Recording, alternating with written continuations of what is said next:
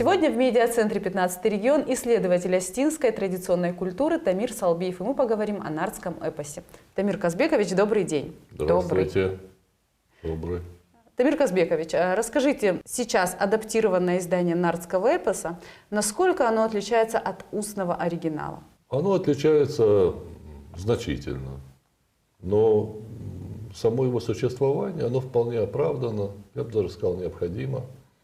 Мало того, оно стало плодом коллективных и многолетних усилий. И это единственный способ сделать в современных условиях нартский эпос достоянием широкой читательской общественности. Если говорить об отличиях, первое, о чем следует сказать, вот, допустим, архивы североостинские, они составляют 8 томов по объему. А адаптированная версия, или даже лучше сказать, это так называемая сводная версия.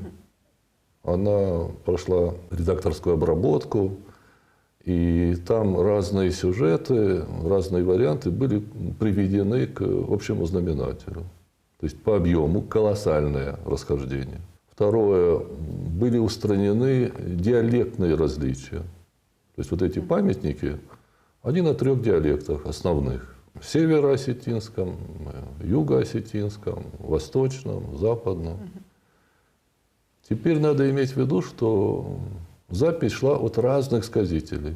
И поэтому нередко эти сказания, они существенно расходятся, то есть противоречат друг другу. Каждый что-то добавлял от себя. Да, то, как он это все себе представлял. А об этих сказителях что-либо известно? Очень или их имена много. Много, да, и имена известные, и фотографии есть, биографии.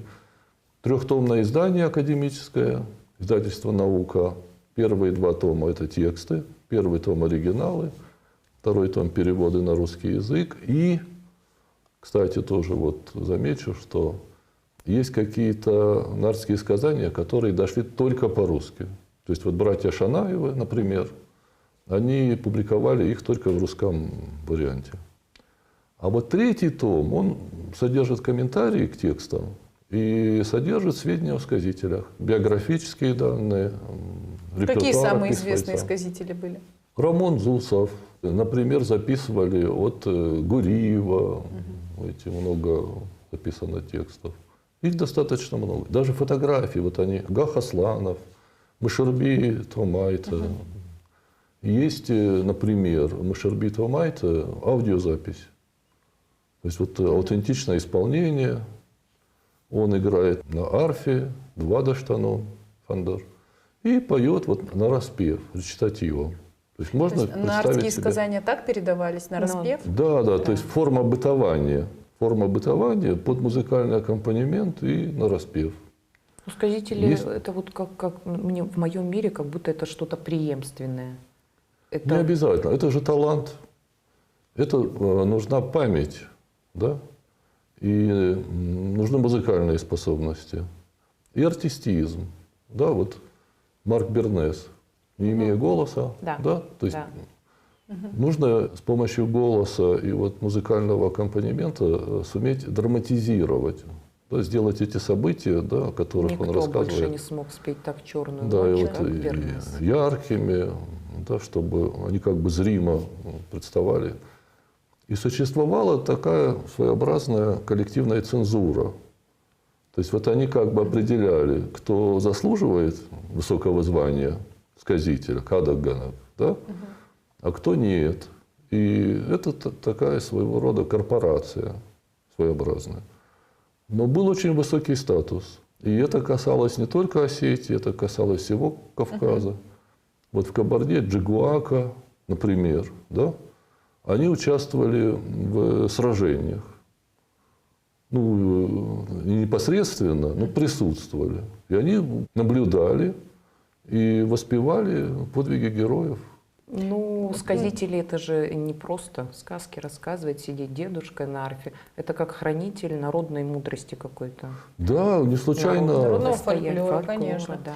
А как отличались нартские сказания, если переходить из ущелья в ущелье? Вот вы говорили о том, что все-таки где-то были там более популярны рассказы об Атразе, где-то о Сослане. Да, вот именно так и отличались. Но это еще связано с тем, что, например, в Дегории существовал культ Сослана. То есть это, можно сказать, такой вот уникальный процесс перехода, когда эпический герой становится героем культовым. То есть склеп Нарта Сослана, он находится под современным селением Нар в Дегории. Каждое лето культ был в честь Нарта Сослана. И они занимались там, то есть они пахали, сеяли. И вот на этот куфт, на пироги, на пиво шло зерно, которые возделывали на участке, который был посвящен Сослану. Назывался Нарамона Хума. То есть вот у Сослана по-дегорски постоянный эпитет Нарамон. Да, то есть буйный. Он действительно, да, вот эти записи о Сослане, да, из шуб, усов, скальпы, да, заставляет женщин шить себе шубу, утиральник для рук. То есть, но там же, кстати, в Наре, там есть и кресло Сослана, в котором он сидел. Сослане Кела. Это да. я не видела. Склеп видела. Как интересно. Наверху. На следующем, на Я берегу. думаю, надо ехать. Да, я была. Я видела Я была, этот но этого склеп. не видела. Через дорогу, через речку стрелы Сослана. Вот как... Через дорогу, да. Это Да. вот по одной из версий, это Нарт и Волмарт. То есть это кладбище нартов. А стул где хранится? Это там, где святилище, склепе? Кувандон. Нет. Кувандон из белого гранита, действительно вот в форме сидения. И там же был столик Фэнг Сослана, там же была чаша, согласно сведениям, которые до нас дошли, они хранятся в Краеведческом музее. То есть следы материального присутствия нартов на земле, в Осетии конкретно.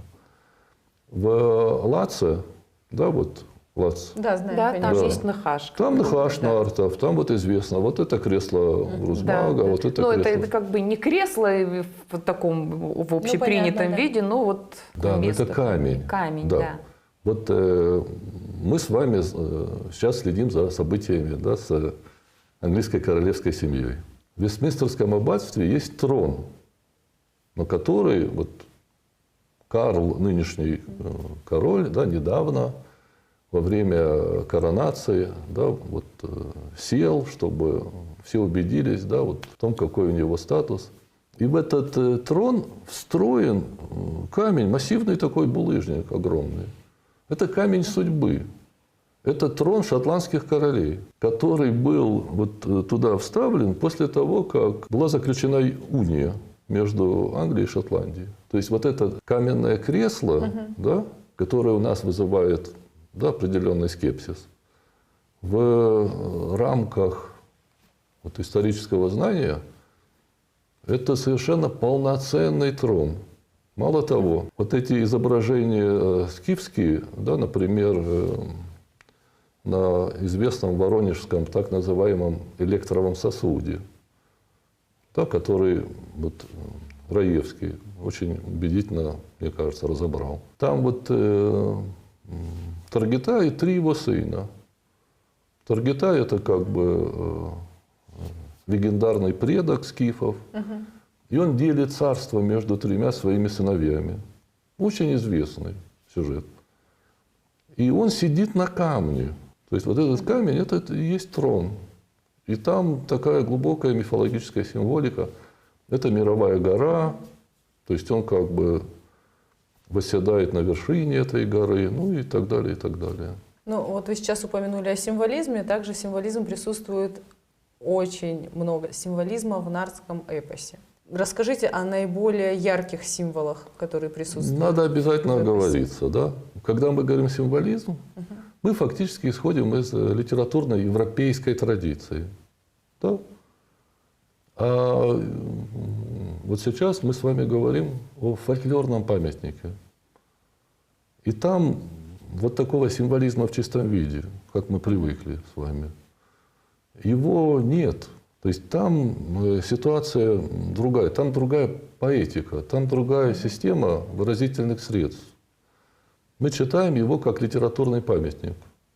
А это памятник фольклорный. То есть, когда мы читаем в принципе, интернете, что, там, например, это действие означало то, а это там камень означал то, этому не стоит верить, это такая вольная трактовка современных это, авторов? да, это можно называть символизмом только условно. По сути, это мы открываем мифологическую основу эпоса.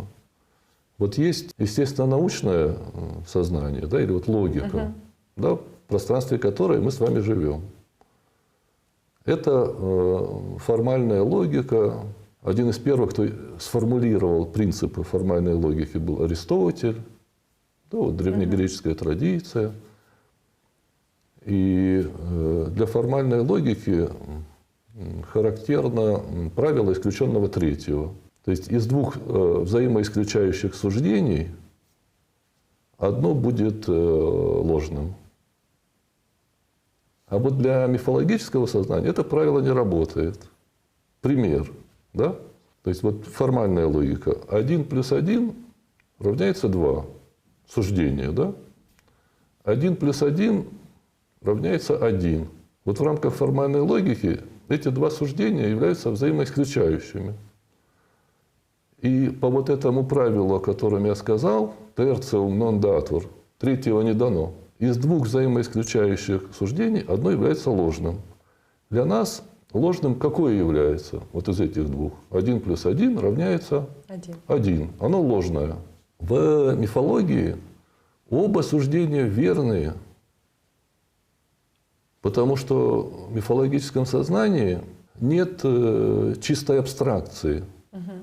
В мифологическом сознании абстрактное и конкретное находятся в неразделимом единстве. Плоскости, да? Число является ничем иным, как характеристикой предмета.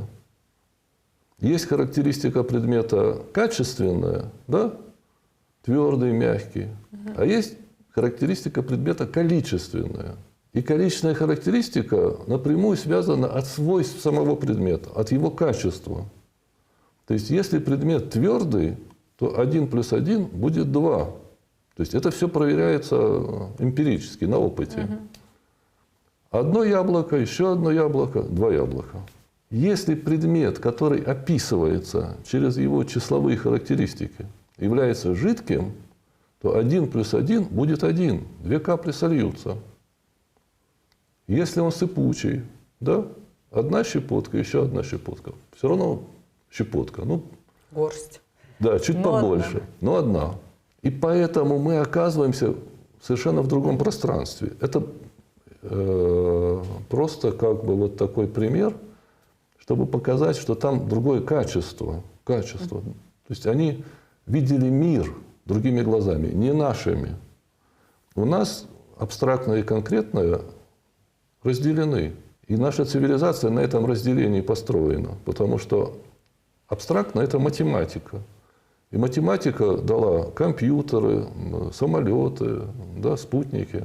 У них не было вот этого разделения. Поэтому у них не было вот такого технологического прорыва. Но у них зато картина мира была целостная. То есть мир был абсолютно взаимосвязан. И пространство, и время, они были наделены другим качеством.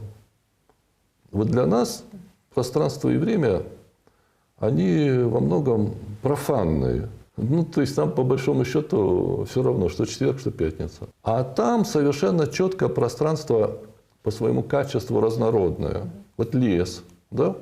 Это переход между вот, двумя мирами, да. Мало того, это уже такое пространство потустороннее.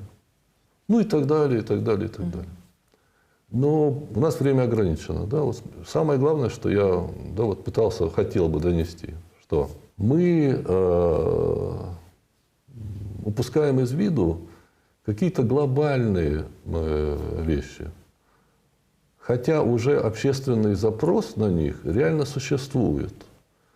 Вот уже в 90-е годы была такая попытка представить эпос о нартах как трактат по металлургии.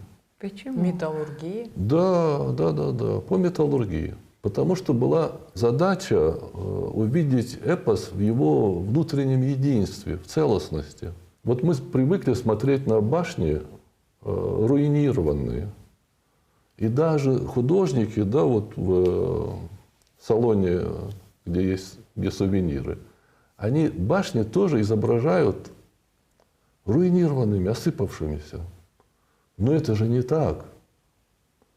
Это происходит, когда люди уходят. Вот так же и эпос. То есть нам его предлагают как вот остатки, как, да, наследие эпохи, которая уже... Тамир Казбекович, а вот чтобы эпос все-таки не уходил, да, и его сейчас активно популяризируют, и появляются там какие-то раскраски, там, пытаются экранизировать что-то, да, делают какие-то мультики. Как вам кажется, это эффективно или нет? Это, как у всего, здесь есть две стороны. С одной стороны, это, безусловно, полезно.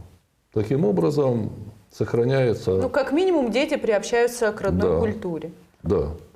Есть обратная сторона. Трактовка? Нет. Эпос становится чем-то легковесным, таким детским. То есть, когда фольклор уходит из центра общественного интереса, общественной жизни, да, то он не сразу как бы погибает. Такой переходный этап, это он становится детским жанром.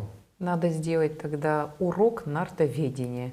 И вот детишкам объяснять и доводить до них. Сначала 8-м уроком. 8-м уроком. со взрослых надо начать. Все-таки нартский эпос передавали сказители. Сказители, я их представляю, что это, ну, все-таки, ну, какое-то развлечение было для людей, да, послушать сказителя. То есть он пришел, и это событие, да, в селе, и все собрались получить, для чего собрались? Послушать, получить удовольствие. То есть это все-таки сфера удовольствий. Но Вот и мы вместе- добрались до самого главного. Но вместе с удовольствием это передача данных каких-то. Это понятно, но Вот все-таки Это больше передача данных. Давайте попробуем разобраться. А я за событий, удовольствие. а я вот как-то За больше с передачу исторической точки зрения думаю, что сказители все-таки передавали события, которые где-то происходили, вот из села в село. Не, ну это, конечно, Да, тоже, и, конечно. мне кажется, это больше был как журнал ходячий. Вот тут И пришел, то- да, СМИ. это СМИ ходячие. Древних да, СМИ. да. Совершенно верно. И то, Спецспор. и другое, и третье. А вот самое главное, то, о чем вы говорите, это называется прагматика. Вот, допустим, загадки, да, жанр. Уси-уси, басел-басел-то. Да? В чем прагматика загадки? То есть для чего? Какая функция? Загадка развивает наблюдательность. Да? Образное мышление. Совершенно верно. Сообразительность. Героические песни. В чем прагматика героической песни? Увековечить память. Да? Вдохновить на подвиг. Колыбельные песни.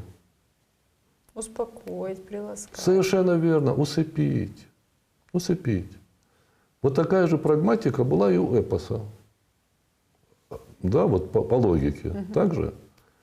И если мы эту прагматику выносим за скобки, то мы оставляем без внимания, может быть, самое главное.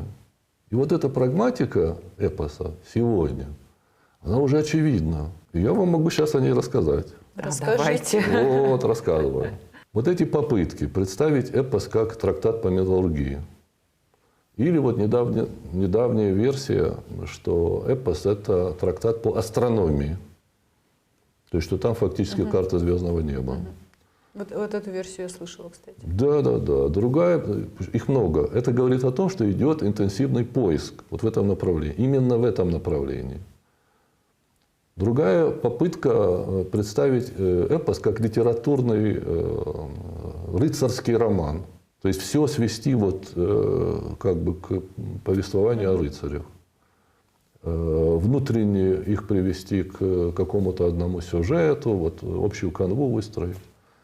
Другая попытка представить эпос как священное писание. И еще одна попытка – это вот эпос представить как средство приобретения трансперсонального опыта, то есть расширения сознания.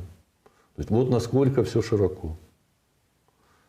Но если мы возвращаемся, да, эзотерическое, что там содержится некое тайное знание, которое позволяет постичь непостижимое. Если мы возвращаемся в поле академической науки, кроме осетинской нартиады, есть еще крупные, да, мировые эпические традиции. И для всех этих традиций характерна их непосредственная связь с царским культом. Махабхарата, например, да? Великое предание о потомках Бхараты. Бхарата – это вот такой своего рода Бора Фарнек. То есть вот у него наследники Пандавы, Кауравы. То есть это две династии, которые между собой борются за власть. Одна династия солнечная, другая династия лунная. И идет просто борьба за власть. То есть весь эпос Махабхарата посвящен вот этой. Ну вот если говорить об эпосе Махабхарата, я все в надеждах, что что-то из нардского эпоса все-таки когда-то происходило. Сейчас ученые находят очень много подтверждений тому, что события, которые происходили в этом эпосе, ну, соприкасаются, нет, с реальностью. То есть вот какие-то подтверждения тому, что да, вот это вот написанное было. Совершенно. Вот мы добрались до... Я просто хотел Чуть ли не ядерные аргументы. войны там описываются. Так вот, находят следы того, что вот там, вот как описывалось, вот происходили вот такие события. Махабхарата о Пандавах и Кауравах, которые борются за царский трон. Рамаяна – это сказание о деяниях Рамы. Рама – это царь.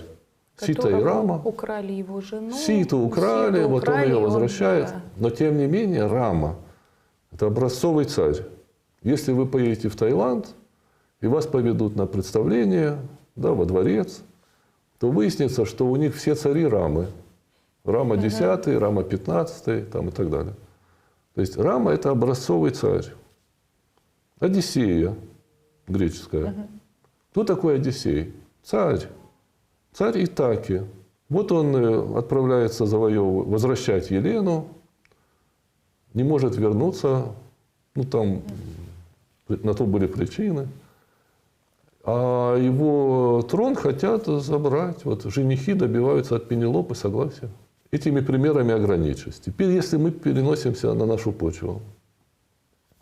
Есть свидетельство грузинской хроники XIII века, хорошо известное специалистам, согласно которому после татаро-монгольского нашествия аланская царица с 2 сыновьями, париджанами, покатарам, бежала к грузинскому царскому двору. Была принята. Эти сыновья потом становятся участниками грузинской истории. И в этом хронографе грузинском говорится, что она была из рода Аксартагиани. То есть аланская средневековая царская династия выводила свой род из эпического рода Ахшартаката.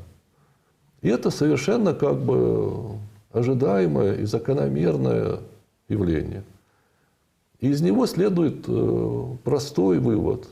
Из него следует, что по своей прагматике осетинская нартиада использовалась аланской средневековой царской династией для обоснования своего права на верховную власть в обществе. Это то, что называется легитимацией. То есть, когда сказители рассказывали о нартах, то они фактически рассказывали о предках правящей династии. Как это все появилось, почему в итоге они стали главными в обществе. И выводится правящая династия из глубины веков. То есть в эпосе присутствует культ героя. Этот культ героя, он индоевропейский. И он происходит, ну, скажем так, очень, да, условно, из 5-го тысячелетия до нашей эры. Это вот ядро. И это ядро индоевропейской эпической традиции в целом. А дальше вот эти уже индоевропейские народы, которые вышли из этой историко-культурной общности. Да, это вот каменный век, да, неолит, когда происходит переход к цивилизации. То есть вот крупнейшее событие в истории человечества – это переход от охоты, от собирательства, от присваивающего хозяйства к хозяйству производящему. Земледелию. К Земледелию. Совершенно верно. Земледелие, скотоводство. Начинают одомашнивать диких животных. Вот начало нартов, если вы помните, были уаиги, они были огромные, и они были глупые. И они даже не знали, как пользоваться огнем. И когда они огонь разводили, то... Горело То есть всё. это описывается эволюция, получается, да? Это описывается... Своеобразное. Да, Ну да. это Прометей. Прометей. Но интересно, что они не знали, как им пользоваться. И когда огонь разгорался, то они брали сланцевые плиты. И плитами прикрывались. А там рядом была собака. И собака, когда вот становилось нестерпимо жарко, собака просто отодвигалась. Но собака – это уже домашнее животное. То есть это уже культура. То есть, есть природа дикая, которая дана, да, стихийная, вот, опасная для человека. И есть пространство культуры, которое человек уже освоил. Одомашнил животных. Да, вот, не надо уже охотиться. Можно их пасти. Это уже не охотник, а пастух. Не надо ходить собирать корешки и ягоды. Их можно выращивать. Но тогда их нужно защищать. И тогда вот переход от кочевого образа жизни к оседлому. И тогда вот эта жизнь человеческих коллективов, да, она становится внутренне гораздо более сложной. И с этой точки зрения эпос описывает очень важный переход от патриархальной семьи, да, где отношения между людьми основаны на кровном родстве, к социуму, к обществу, где отношения между людьми регулируются в соответствии с общественными функциями, специализациями. И вот этот переход, он для эпоса основополагающий. И если говорить о содержании эпоса, вот в связи с тем, что я сейчас, да, вам продекларировал, то это будет описание перехода от царя мифологического к царю историческому. Мифологический царь – это первый человек. Вот первый человек, да, в Библии Адам, да, в эпосе, ну вот там есть всякие, естественно, версии, но основная версия, которая в сводном тексте, что первый человек – это Вархак. И вот он царь мифологический. Он обустраивает природный, социальный космос. А вот уже между его сыновьями, Ахшаром и Ахшартагом, это все кровное родство. Начинается вот этот переход, потому что там внутри этой патриархальной семьи тоже есть специализация. Вот старшие – это те, кто молится, да? Младшие – это те, кто воюет.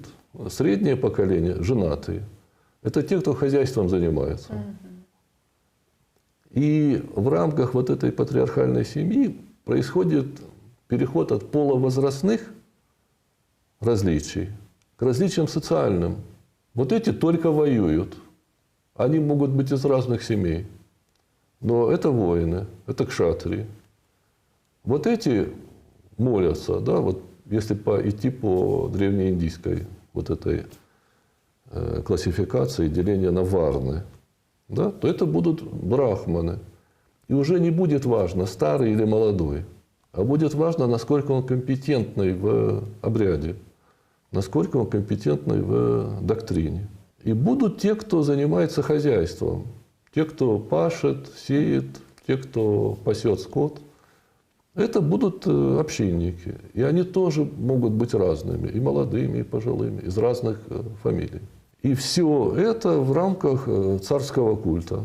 Это чтобы лишний раз подтвердить эпосом тем же самым, что я веду свой род вот от первых Ахшартагата. Это цари, да. Вот да, цари да. именно так и поступали.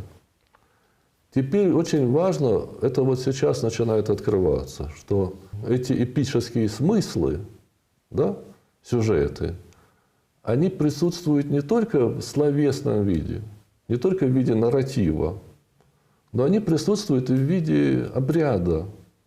Обряд – это драматизация событий эпохи начальных времен.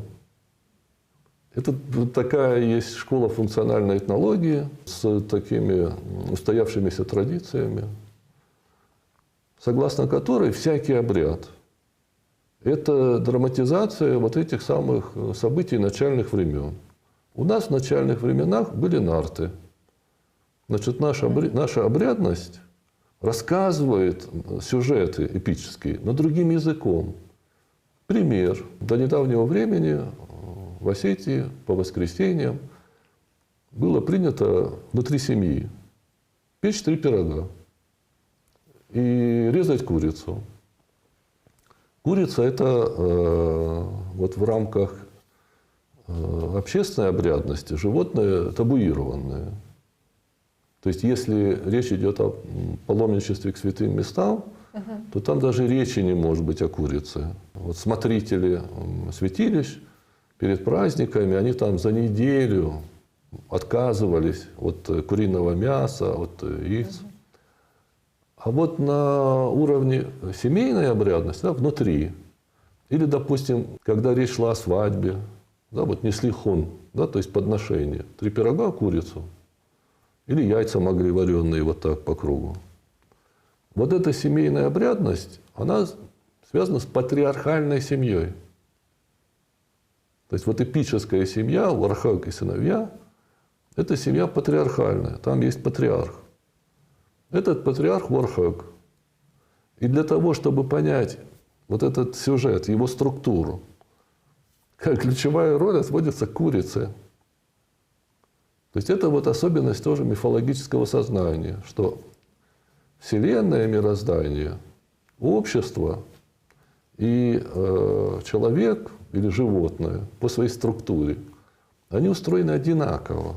И тогда вот все, что связано с подготовкой вот этого обряда с 3 пирогами и курицей, будет драматизацией эпического сюжета. 3 пирога – это яблоня настов. Пироги, они из муки, мука из зерна. Зерно – это растительный эмбрион.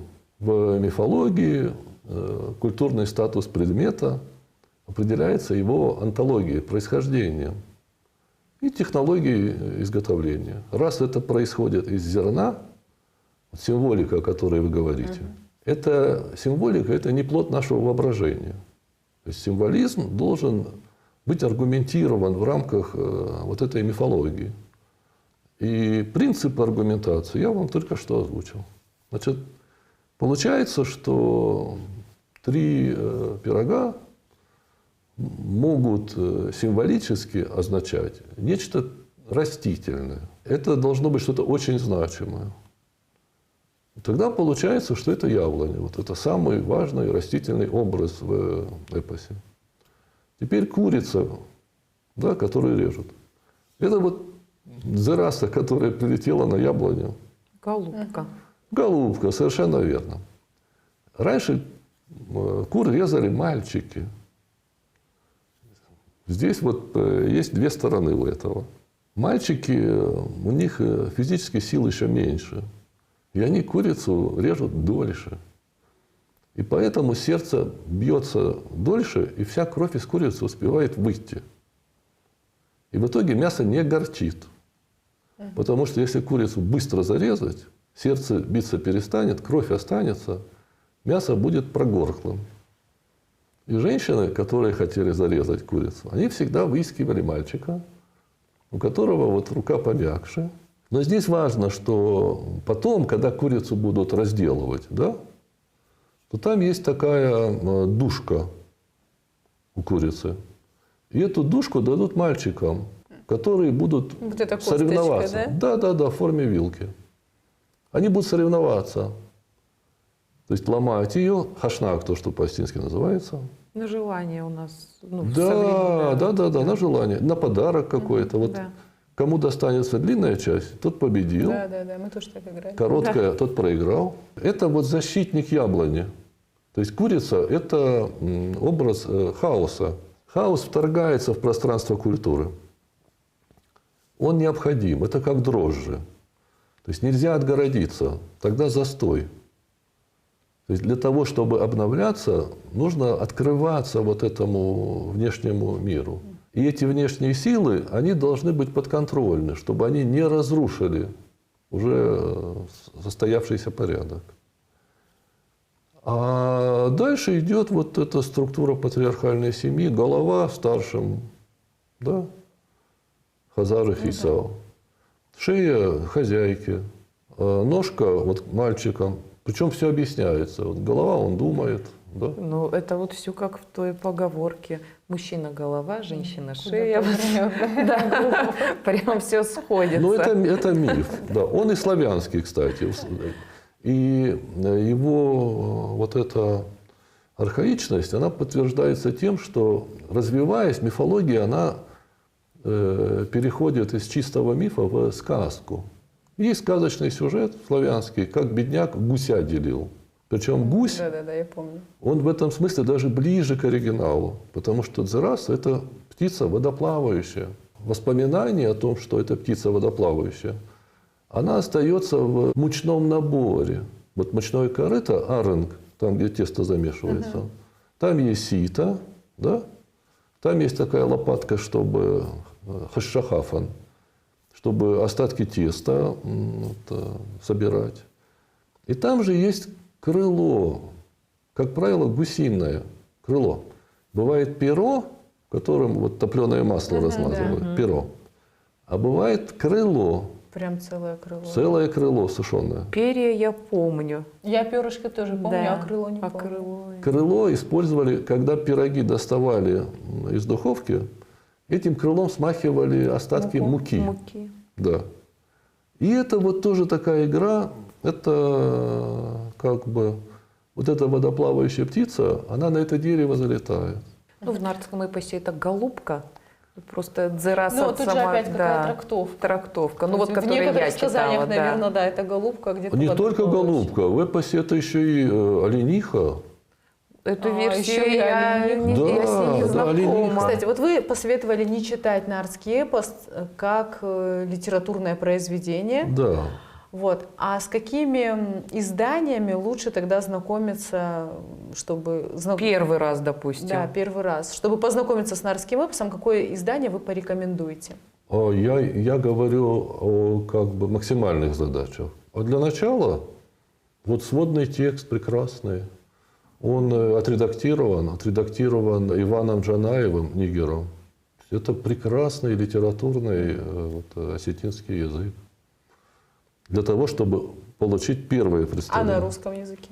А на русском то же самое. Сводный текст в переводе Лебединского.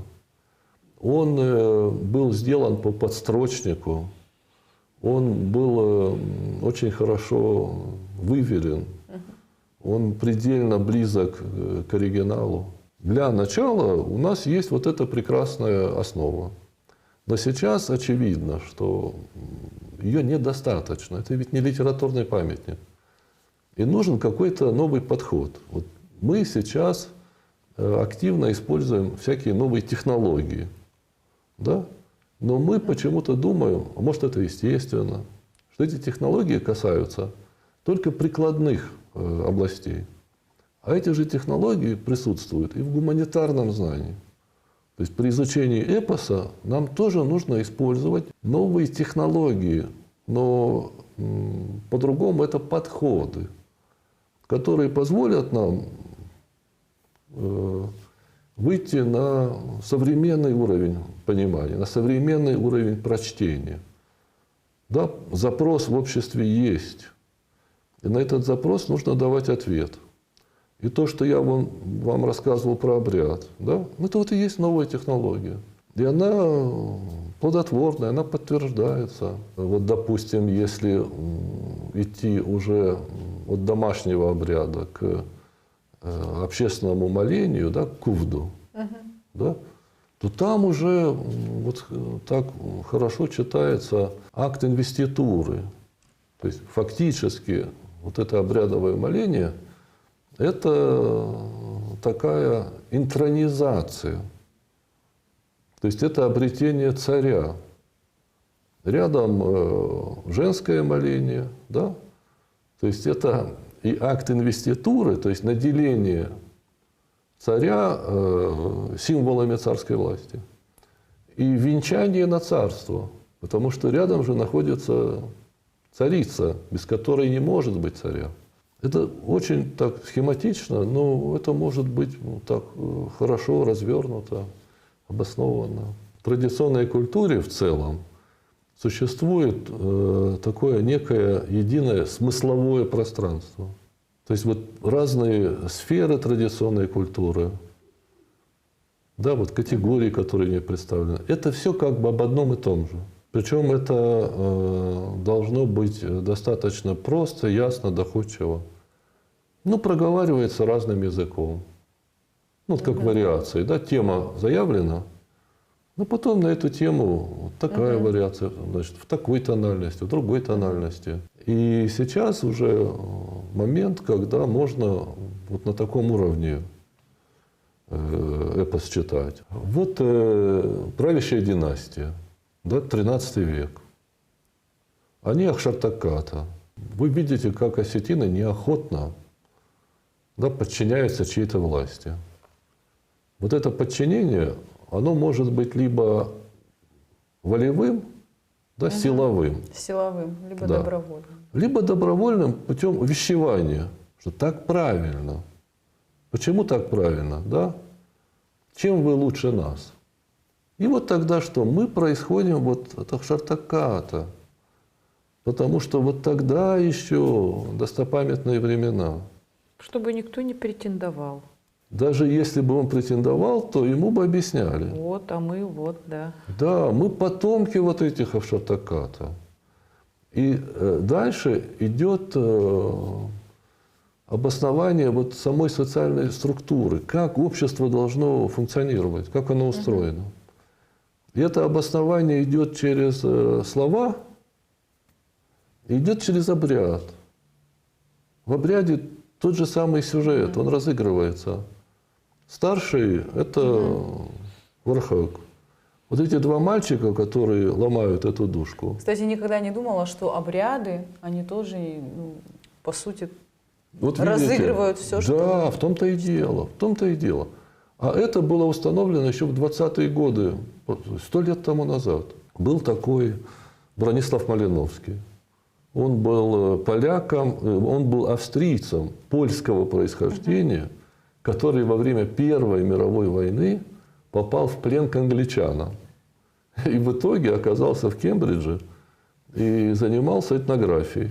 И как Миклуха... На свою удачу попал в плен. Занесло. Да, как Миклуха Маклай, он вот ездил, и он увидел вот эти живые архаические традиции, где все это как бы лежит на поверхности. И он это решил перенести на общество с более сложной структурой.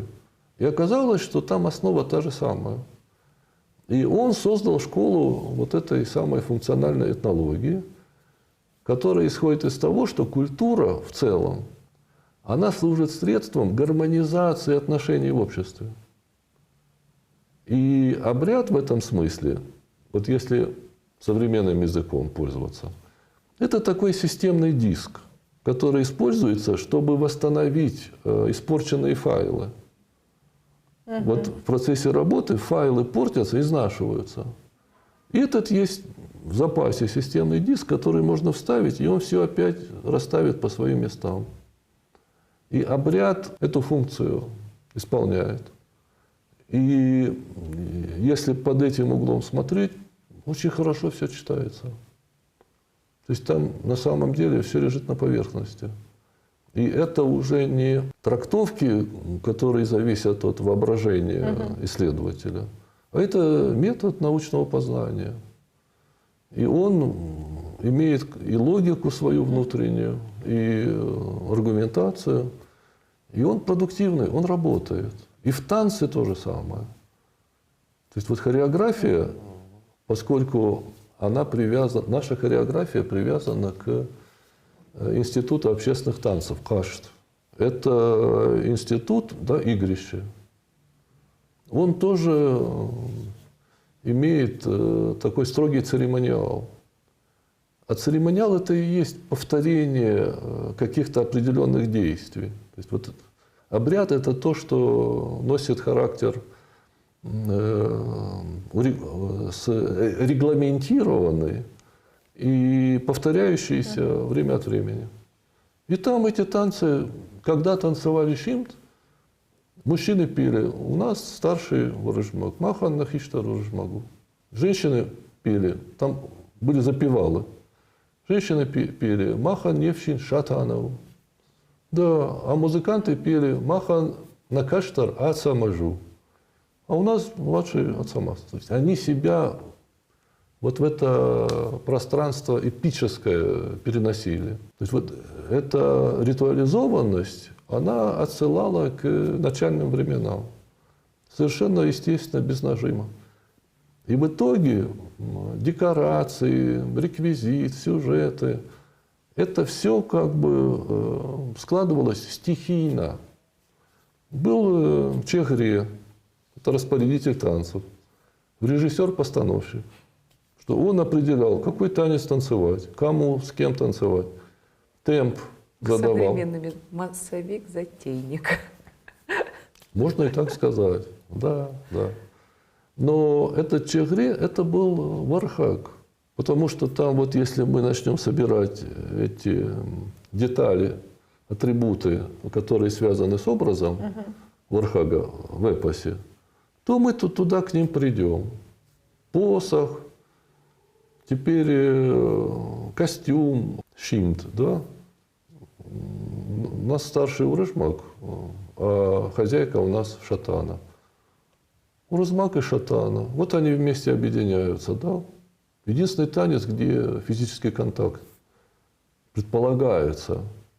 Неразделимая пара, единство, круг, закольцованы. Потом их разделяют. Мальчики отдельно, девочки отдельно. Потом каждый ищет себе пару. Это вот этот древний миф об андрогине. Изначально мужское и женское начало слитно. Потом вот этот распорядитель танцев с посохом, он и вархаг, но он же и громовержец. То есть это уже не эпос, это уже миф. Миф грозовой. Ну, а если брать вархага как прародителя еще, то есть, который стоял во главе. Да, да, да, да. А танец хонга – это Акшартаг и Дзераса.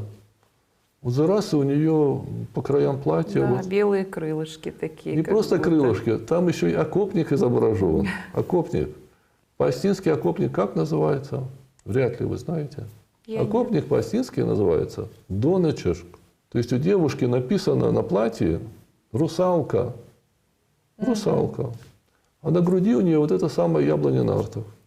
И там эти два яблока, которые бессмертие, которые роду человеческому не дают прерваться.